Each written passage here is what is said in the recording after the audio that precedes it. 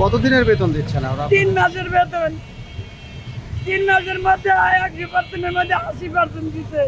আমি নিয়ে কি ঘর ভাড়া দিব, না দোকান বাকি দিব, না মেয়েদেরকে নিয়ে দুইটা হাসি মুখে নিয়ে খাওয়াবো?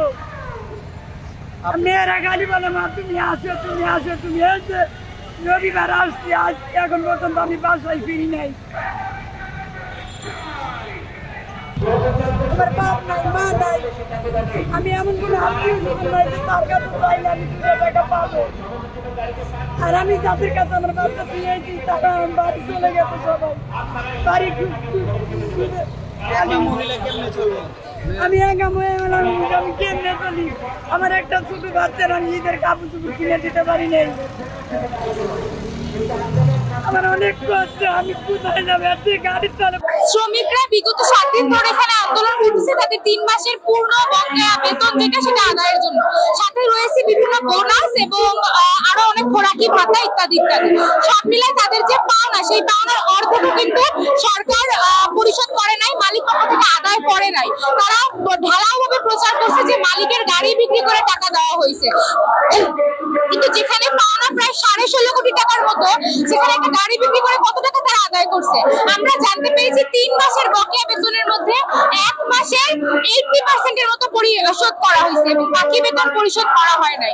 আজকে শ্রম সচিবরা বৈঠক করার পরে যখন তারা বেরিয়ে যাচ্ছিল, তখন শ্রমিকরা শ্রম সচিবের গাড়ি আটকায় এবং তাদের দাবি পূর্ণাঙ্গ 3 মাসের বেতন দিতে হবে। এবং এটা দেওয়া আসলে জটিল কিছু না, চাইলে সরকার তার কোষাগার থেকে এই বেতনটা দিতে পারে এবং সরকার এটা নিশ্চিত করবে যে মালিক থেকে সেই বেতনটা কিভাবে আদায় করবে। কিন্তু মালিক থেকে তো তারা আদায় করতেছে না, তারা বারবার শ্রমিককে মালিককে বসানোর চেষ্টা করতেছে এবং মালিককে যখন শ্রমিকরা আটকাইলো, এই মালিককে কিন্তু সরকার পক্ষই বের করে নিয়ে আসলো। তাহলে আসলে সরকার চায় কি?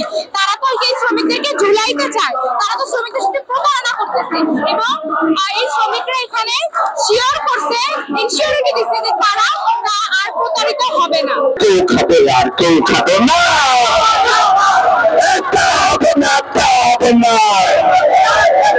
এই মালিক খাবে আর শ্রমিক খাবে না, হবে না, এই শাহিন খাবে আর শিউলি খাবে না,